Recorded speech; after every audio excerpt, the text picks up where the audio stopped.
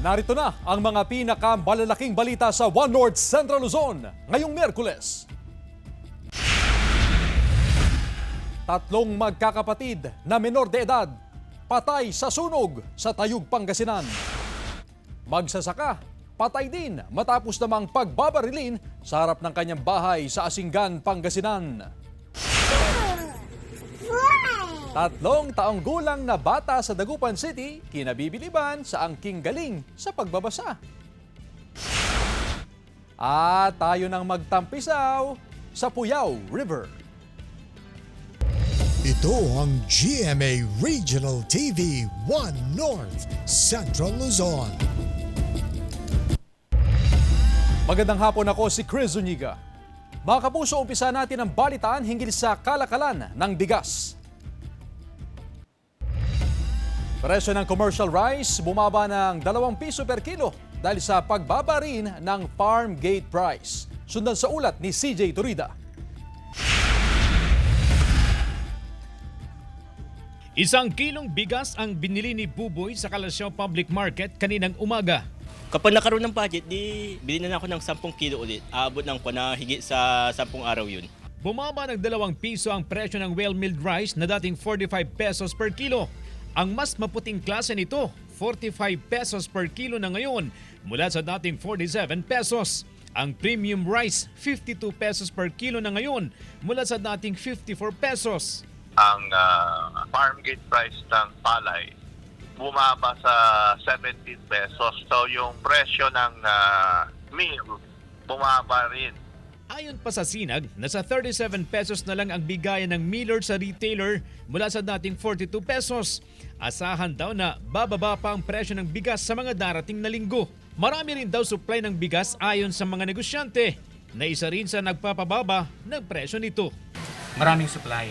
Opo. Saan po galing yung mga supply niyo? Mayroon dito, mayroon sa Cagayan, may New Betsia po. Kasama si Henry Duminsil, CJ Torida, One North Central Luzon. Isang lalaki kinagat ng asong positibo sa rabies sa Mangaldan, Pangasinan. Nakatutok Jeric Pasilyao. Ikinaalarma ng lokal na pamahalaan ng Mangaldan, Pangasinan ang pagpositibo sa rabies ng isang lalaki matapos makagat ng sarili nitong aso sa barangay Anolid. Nitong nakaraang Lunes, nilagdaan ng isang memorandum sa mahigpit na pagpapatupad ng Anti-Rabies Act of 2007. Isa ang barangay Anolid sa istriktong nagpapatupad ng ordinansang aso mo itali mo. Sa katunayan, nang huhuli ang mga tanod sa mga asong gala na napapadpad sa kanilang barangay. Kailangan po nating asikasuhin mabuti yung mga alaga nating hayop, especially yung sa aso po. Kasi hindi po biro-biro yung makagat po ng aso. Kagaya po ngayon, nangyari na yung kinakatakutan natin na magkaroon ng positive sa rabies. Kung ano man po yung in-implement ng barangay na para naman sa ating lahat yun, sana naman po makisama po sila. Pabor naman ang mga residente sa pulisiya. Yung nakatali yung asesor, siyempre para hindi magkalat ng tayo sa kalsada. Nagsagawa naman agad ang Municipal Agriculture Office ng mass animal vaccination sa mga alagang hayop malapit sa kinaroroonan ng nakagat. Nagsagawa na rin ng chlorine disinfection sa bahay ng nakagat upang mamatay ang rabies virus sa paligid nito. Sa ngayon, nabakunahan na ang biktima at nasa maayos ng kondisyon. Kasama si Ron Alister Taniedo, Jeric Pasilyao, 1 North Central Luzon. Nasawi ang 3 batang magkakapatid sa Tayug, Pangasinan matapos na masunog ang kanilang bahay sa Purok 6, Barangay New Magallanes kahapon. Ayon kay Fire Inspector Nerissa Bruan, Tayug Fire Marshal, edad 6, 4 at 2 ang mga biktima na hindi nakalabas sa kanilang bahay dahil nang mangyari ang sunog. Wala ang mga magulang ng mga bata nang masunog ang kanilang bahay. Inaalam pa ng BFP kung ano ang sanhi ng sunog. Ayon naman sa PNP, nilockdown ng padre de pamilya ang kanilang bahay noong siya ay umalis para mag-charge ng kanyang cellphone. Pagbaba sa presyo ng sibuyas, 1 linggo nang nararanasan sa mga pamilihan sa Dagupan City. Kaugnay niyan, may live report si Jasmine Gabriel Galpan. Jasmine? Chris, kumpara noong nakaraang mga linggo ay bumaba na ng halos 40% ang presyo ng sibuyas sa mga pamilihan dito sa lungsod ng Dagupan. Bumaba na ng 40 piso hanggang 60 piso ang presyo sa kada kilo ng pulang sibuyas sa Malimgas Public Market sa Dagupan City. Mula sa 200 pesos per kilo nung nakaraang mga linggo, mabibili na ito ngayon sa 140 pesos per kilo. Bumaba rin maging ang presyo ng puting sibuyas. Mula sa dating 140 pesos per kilo, mabibili ito ngayon sa 85 pesos per kilo. Ayon sa mga tindera, marami na raw supply ng sibuyas ngayon.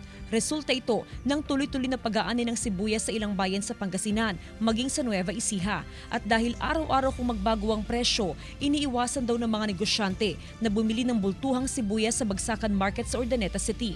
Hindi ngayon kasi hindi natin alam baka mabagsakan tayo ng presyo. Para naman sa mga mamimili, magandang mag-imbak ngayon ng sibuyas dahil kahit papaano ay bumaba na ang presyo. Magaganda rin daw ang kalidad ng mga bagong aning sibuyas. Malaking bagay talaga. Ay dahil? Dahil mababa ni para yung pandin, ekonomiya, pagpatipid ng gastusin.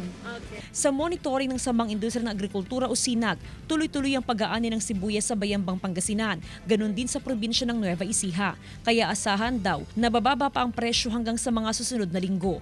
Siguro, ibabayan ng 110 to 120 yung MSRP ng pulang sibuyas, tsaka yung puti nasa 90 to 100. Kasi yung farm gate nasa 45 pesos na lang yung puti.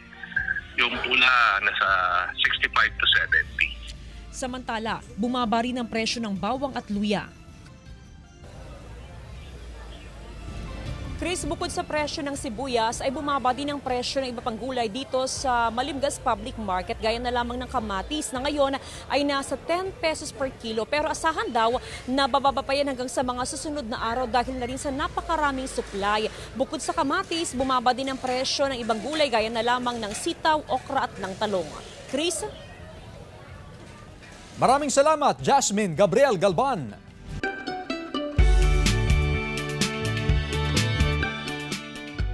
Dinarayo ang Puyao River sa San Nicolas, Pangasinan. Maganda kasi ang lugar para maligo at magtampisaw. Running water ito, kaya swak sa mga mahilig lumangoy.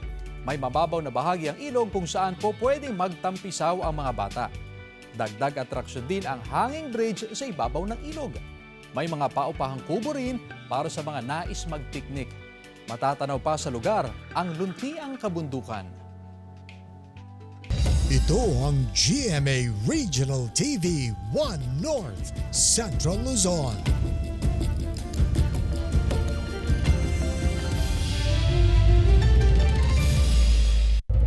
Ito ang GMA Regional TV 1 North Central Luzon. Patay ang 72 anyos na magsasaka matapos na pagbabarilin sa harap ng kanyang bahay sa Asinggan, Pangasinan. Tutukan sa report.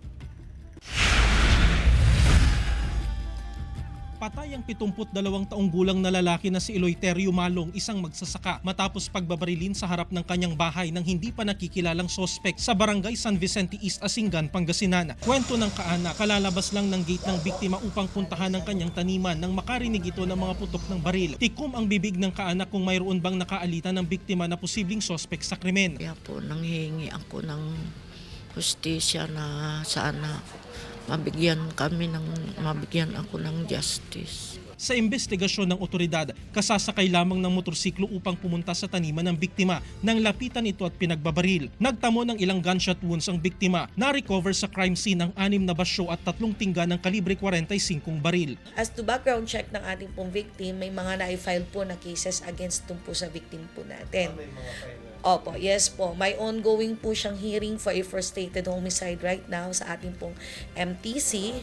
And then, tinitingnan po natin yung mga POI o yung mga persons of interest. As of now, ang mataas ang possibility ng motive ng pagpatay po dito po sa ating pong victim ay revenge. Kasama si Ron Alister Taniedo, Jarek Pasiliao, 1 North Central Luzon. Natagpo ang patay at sunog ang katawan ng isang Filipino-Australian sa Abukay, Bataan. Sa loob mismo ng compound nila, nadiskubre ng caretaker ang bangkay ng senior citizen. Hiwalay na raw sa live-in partner niya ang 78 anyos na biktima. Natagpuan ding sunog ang bahagi ng compound. Patuloy ang investigasyon ng mga otoridad. Pagpapasara sa bahagi ng Arenas Boulevard sa Calasiao, Pangasinan, mahigpit na ipinatutupad ng otoridad para iwas aksidente. Silipin sa report. Unang linggo ng Pebrero nang may maaksidente sa Arenas Boulevard na bahagi ng Barangay Bud, Calasiao, Pangasinan. 2 katao ang namatay sa aksidente. Ilang araw matapos ang aksidente, ipinasara ang bahagi ng kalsada, partikular ang bahaging papuntang Kabilukaan. Dito sa bahaging ito ng Boulevard, isinasara tuwing gabi. Gamit ang mga barrier nito. Isinasara ito alas 6 ng gabi at bubuksan ulit alas 6 ng umaga. Ayon sa Barangay Council, umabot na sa 6 na aksidente ang naitala sa Arenas Boulevard. 3 na ang nasawi, kaya pinagbawalan ng pumasok ang mga motorsiklo at mga kotse na nagsasagawa ng drag race sa lugar, lalo na tuwing gabi. Nung naisara na namin, gumanda na ang sitwasyon ng barangay Arenas Boulevard. Tangi mga food stalls na lang ang pinapayagan sa gilid ng boulevard. Aabot sa 30 ang bilang ng mga negosyanteng nakapwesto roon. Pansamantala naman silang pinapayagan ng barangay. Habang hindi pa natatapos ang kalsada, ginagawa munang bilaran ng palay ang lugar. Malaking tulong sa amin, sir. At pinayagan kaming magbilad dito. Bukod sa mga barangay tanod ng Wood, mahigpit din ang pagbabantay ng mga pulis sa lugar. Maging disiplinado po sana ng ating mga kababayan para maiwasan natin yung aksidente. Kasama si Henry Duminsil, CJ Torida, One North, Central Luzon. Samantala, pagkatuyo ng mga pananim na pechay sa mga Aldan, Pangasinan, nararanasan dahil sa mainit na panahon. Sundan sa report. Maaga pa lang nakamonitor na ang mga nagtatanim ng pechay sa kanilang sakahan sa Mangaldan, Pangasinan. Ilang araw na raw kasi kapansin-pansin ang pagkatuyo ng mga tanim na pechay dahil sa nararanasang mainit na panahon. Bunsod nito, nasisira ang mga dahon at hindi na ibebenta pa. Nalalanta rin kapag mainit na yung panahon. Nasisira din, sir, yung mga pechay. Oo, nasisira. Para maisalba ang mga tanim na pechay, oras-oras nang ginagawang pagdidilig ng mga magsasaka. Pagsapit ng alas 9 ng umaga, sinisimulan na ang pagdidilig hanggang alas 4 ng hapon. Ayon sa Mangaldan Agriculture Office, karaniwan ang pagkatuyo ng pechay sa tuwing nararanasan ng mainit na panahon. Hindi na raw ito bago sa mga magsasaka at batid na raw nila ang intervention na dapat gawin. Patuloy naman din daw ang ginagawa nilang monitoring sa mga tanim na pechay, gayon din sa mga high-value crop. Ayon naman sa Pag-asa, ilang araw nang itatala ang 23 degrees Celsius hanggang 33 degrees Celsius na maximum temperature sa Pangasinan. At asahan para ang pag-init ng temperatura sa oras na maideklara ng Pag-asa ang pagpasok ng dry season. Yun nga yung mga ating nakikita doon sa East and Central Pacifico na yung mainit na hangin na pupunta sa kalupaan. Posibleng sa buwan ng Marso, maideklara ang pagsisimula ng dry season o tag-init sa bansa. Sa forecast ng Pag-asa, posibleng umabot pa sa 39 degrees Celsius ang maximum temperature na maitala pagpatak ng panahon ng tag-init. Kasama si Jing Dakanay, Jasmine Gabriel Galban, One North, Central Luzon.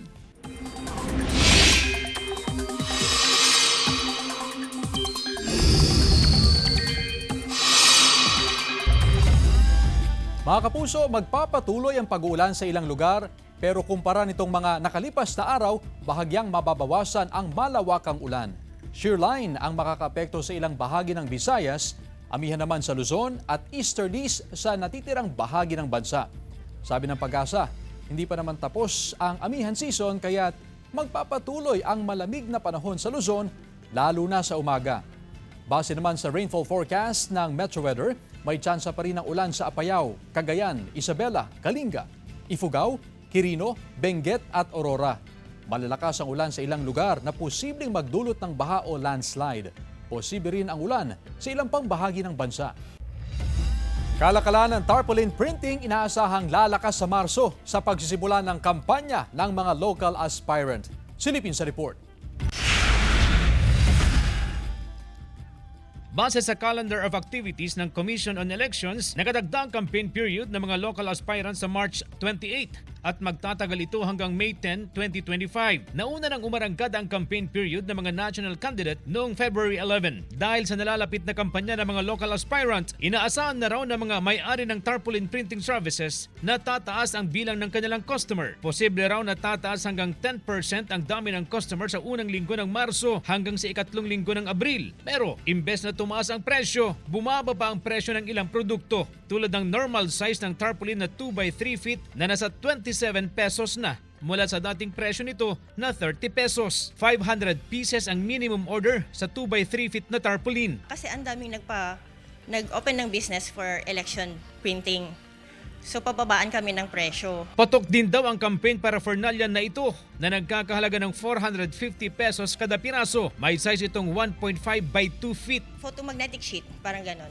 Yun yung nilalagay nila sa mga sasakyan, tapos removable siya. Kaya pagka-sticker, yun kasi medyo mahirap tanggalin. Asahan daw na sa Marso magiging 24 hours ng operasyon ng mga gumagawa ng tarpaulin. Posible raw na aabot sa 20,000 piraso ng tarpaulin ang magagawa nila sa loob ng isang araw upang masabayan ang demand ng mga kandidato. Kasama si Henry Duminsil, CJ Torida, One North, Central Luzon. Ipinasara ng Department of Energy at CIDG Nueva Vizcaya ang isang gasolinahan sa Villaverde, Nueva Vizcaya dahil umano sa kawalan ng kaukulang permit para magbenta ng gasolina. Pinumpiska ang binebentang petrolyo at mga gamit sa gasolinahan na umaabot sa 2.6 million pesos. Hinuli rin ang 2 pump attendants na nadatna na operatiba. Ayon kay Major Ariel Gabuya, head ng CIDG Nueva Vizcaya, napagalamang walang record o permit mula sa DOE ang nasabing gasolinahan. Maging ang pangalan ng may-ari ay wala umano sa downstream oil industry retail market sector bilang operator o retailer ng liquid fuel outlet. Wala pang pahayag ang may-ari ng gasolinahan at mga naarestong attendant nito. Pero ayon sa CIDG, inamin naman daw ng may-ari na nagkulang sila sa permit. Noong nagkaroon daw ng inspeksyon, sinabi na kukumpletuhin ang permit pero nahirapan sila dahil wala silang dealer ng mga produktong ibinebenta at kumukuha lang sila sa ibang gasolinahan upang ikarga sa kanilang gasolinahan.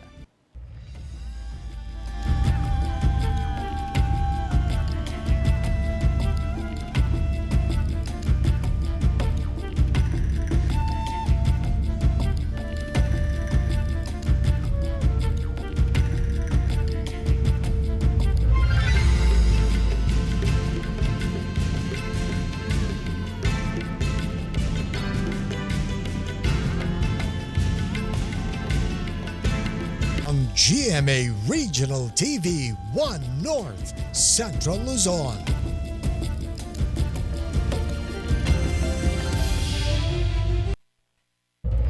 Ito ang GMA Regional TV 1 North, Central Luzon. Stable na, bagamat critical pa rin ang kondisyon ni Pope Francis ayon sa Vatican. Base sa inilabas silang pahayag, patuloy pa rin ang paglaban ng Santo Papa sa sakit niyang double pneumonia. Hindi rin siya nakikitaan ng panibagong respiratory crisis. Nakapagpahinga na rin daw ng mabuti ang Santo Papa. Patuloy ang pagbabantay ng mga doktor sa kalagayan ni Pope Francis. 13 araw na siyang nasa ospital. Kaninang alas 4 naman ng umaga, oras dito sa Pilipinas, pinangunahan ni Cardinal Luis Antonio Tagle ang ikalawang gabi ng pagdarasal sa Vatican para sa paggaling ni Pope Francis. Kasama niyang nagrosaryo sa St. Peter's Square ang daang-daang Katoliko. Sumiklab ang sunog sa may talahiban malapit sa isang peryahan sa Lawag City. Malayo pa lang, kitang-kita na ang malaking usok. Agad namang rumesponde ang mga bumbero para maapula ang apoy. Nagdulot ito ng pangamba sa ilang nakapwesto sa peryahan dahil mabilis na kumalat ang apoy. Ayon sa CDRRMC, umabot ng 2 oras bago naapula ang sunog. Sa ngayon, inaalam pa ng BFP ang sanhi ng sunog.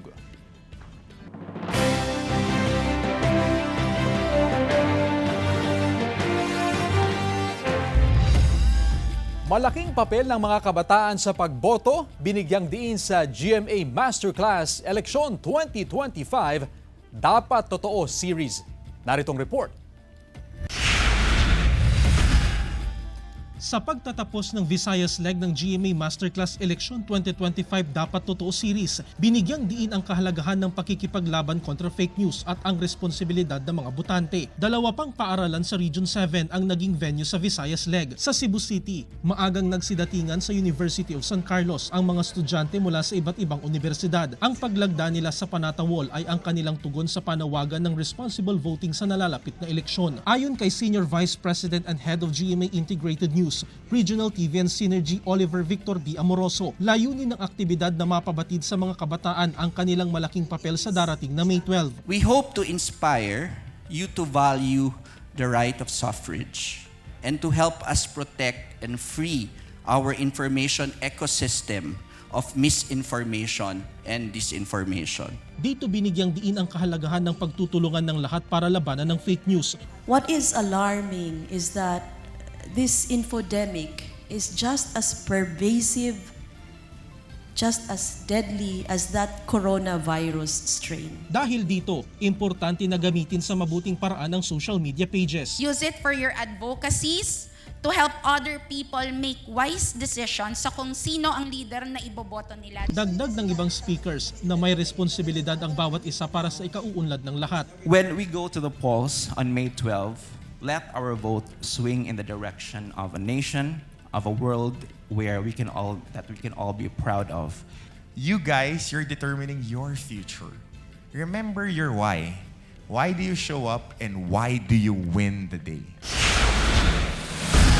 Napuno rin ng mga mag-aaral ang Luz Auditorium ng Silliman University sa Dumaguete City na last stop ng Visayas leg. Dito binigyan diin ng mga speaker kasama ang mga veteran journalist ng GMA Integrated News ang maiaambag ng bawat isa para labanan ng fake news. Baka ito na ang panahon para maglagay tayo ng mga leader na totoong gagawin ang kanilang mga ipinapangako. As voters, of course, it is our responsibility to see beyond campaign promises and online narratives. Nagpasalamat ang pamunuan ng Silliman University sa ibinigay na oportunidad ng GMA Network. It is essential that Filipinos, especially the youth, are well-informed, engaged, and empowered to make responsible choices. This GMA Masterclass Election 2025 Dapat Totoo series aims to help educate all of us on why we must take our role in elections seriously and what we can do to arrive at informed choices.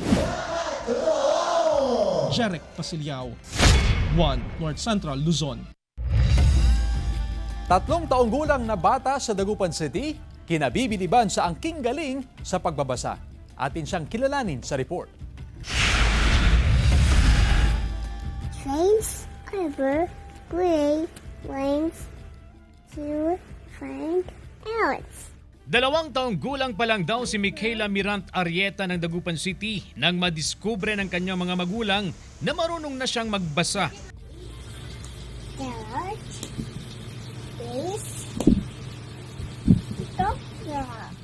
Ang mga isinusulat na salita sa whiteboard, kumpiyansang binabasa ni Baby Jaja, tawag sa kanya ng kanyang kaanak.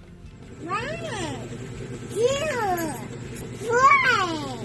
Ayon sa kanyang daddy Leo, lagi silang nagbabasa ng books tuwing gabi. Marami raw kasing regalong books sa kanyang anak. Tapos may time lang na nagbasa siya ng sarili niya. Na ano lang naman, by words. Tapos ayun, sinimulan namin na by words na magkakadikit. 3 years old na siya ngayon at ang pagkahilig ni Jaja sa pagbabasa, mas lalo pang nahasa. Pero habang tumatagal, napapansin din namin yung mga ibang bata na medyo advanced siya. Kahit anong klaseng libro para sa mga bata, kayang-kaya ni Jaja. You have to find that t-shirt. Hindi naman daw magsasawa ang kanyang magulang na gabayan si Jaja para mahubog pa ang kakayahan sa kanyang murang edad. Siyempre, mas ma-develop niya yung talent na meron siya ngayon. Bukod sa pagbabasa, game din sa video kay si Jaja. Go, Jaja!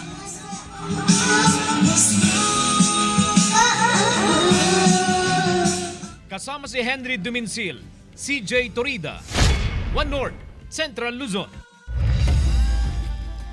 Samantala, mapapanood niyo po ang episode na ito at iba pang pinakahuling lokal na balita sa official website ng GMA Regional TV, www.gmaregionaltv.com. Pwede rin kayo bumisita sa aming official YouTube channel, GMA Regional TV, at i-click ang subscribe button para sa pinaka-maiinit na balita mula sa mga rehiyon.